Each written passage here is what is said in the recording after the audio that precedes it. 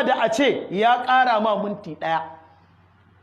Wani abokina da ya zauna a Latin of America yana bani labari, ya ce wani abu ya ba shi mamaki wanda shi ne ya canja mat ɗabi'u. Ya ce kaga dai ku malamai kun daɗe kuna wa'azi, ya ce duk wa'azinku bai mun tasiri ba sai da na je na ga practical a cikin turawa.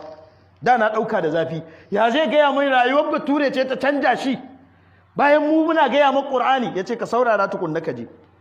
Ya ce wata rana muna tafiya da abokina ɓangaren Brazil, Latin of America. Ya ce kawai sai su 'yan sojoji 'yan sanda suka zo suka buɗe speaker a mota suna cewa akwai wanda ya laifi ko wanda yake ɗauke da kayan laifi. Ya ce wannan abokin nawa sai kawai ya miƙe zai je, sai na riƙe hannunsa sai ce a zai je. Ya ce kana da kayan laifi ne? Ya ce wiwi guda biyu nake ɗauke da ita, marijuana ina da guda biyu kuma ɗaya aka bani haƙƙin mallaka in sha, in na ɗauki biyu na zama dila kenan, bari in je. Sai ɗan Najeriya nan sai yake jansa karkaje, za ka tona kanka asiri su kama ka. Shi kuma yana fusgewa yana sai na je. Ɗan Najeriya yana karkaje, shi kuma wancan arna yana sai na tafi. Ya fusge ya je, aka kama shi suka rike shi haka, suka yi satin ɗinsa, suka ɗauko laifin gwiwun guda ɗaya suka mayar masa da ɗayansa, suka bi akawun ɗinsa, suka zare tax ɗin da za su yi, suka sake shi, suka ce kanka ƙara. Ya ce to, ya ce yana dawowa sai na mai magana sai ya ƙi kula ni, kawai sai ya hau gaba da ni sai tafiyarsa. Ya ce ran nan sai na je na same shi na ce masa wai ya ka shiga gaba da ni? Sai ya ce masa ai kana neman ɗora ne akan mummunar ɗabi'a, ka banni da wacce nake da ita ta ishe ni. Ya ce yaya na yi laifi kuma za ka ce in ce ban yi ba, ko haka kuke a ƙasar ku? Ya ce sai na gane ashe mu mun daɗe muna rayuwa a cikin bala'i a Najeriya.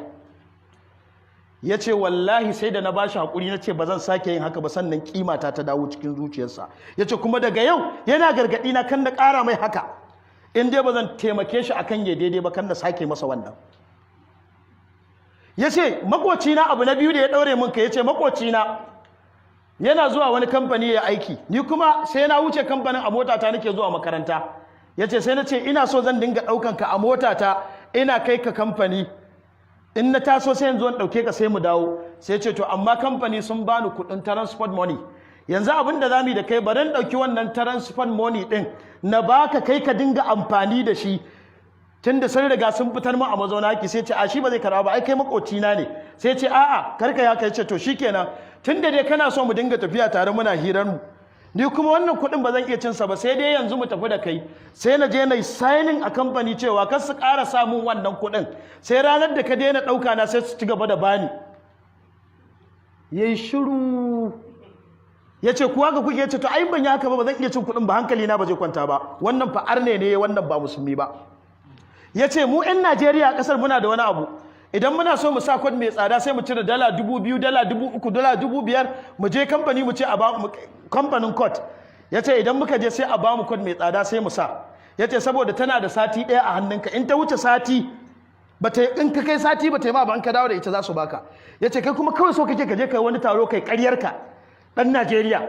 Ya ce da mun je sai mu samu wata estika sai mu rufe wajen kwalar, da mun je muka saka muka yi bikinmu muka more. Ya ce sai mu dawo sai mu cire sticker sai mu dawo sai mu ce wannan rigar fa ba ta yi mana ba.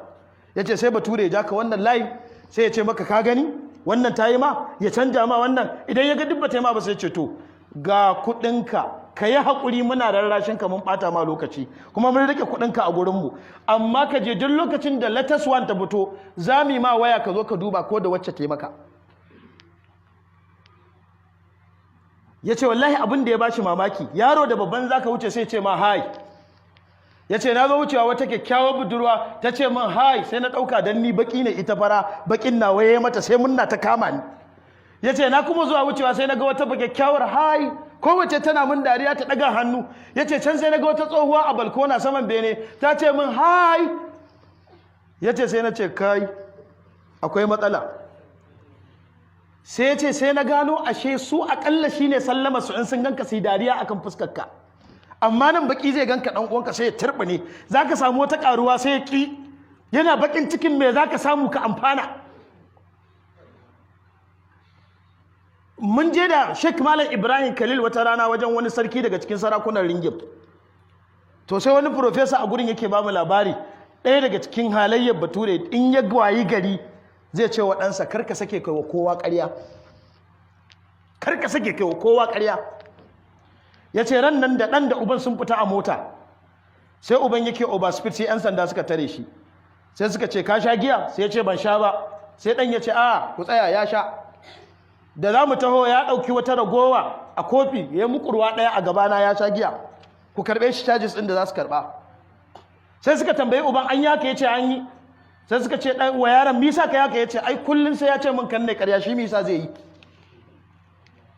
suka ce to ka ci afuwar ɗanka kaje kar ka sake yi tunda kana gina shi akan tarbiyyar kai ƙarya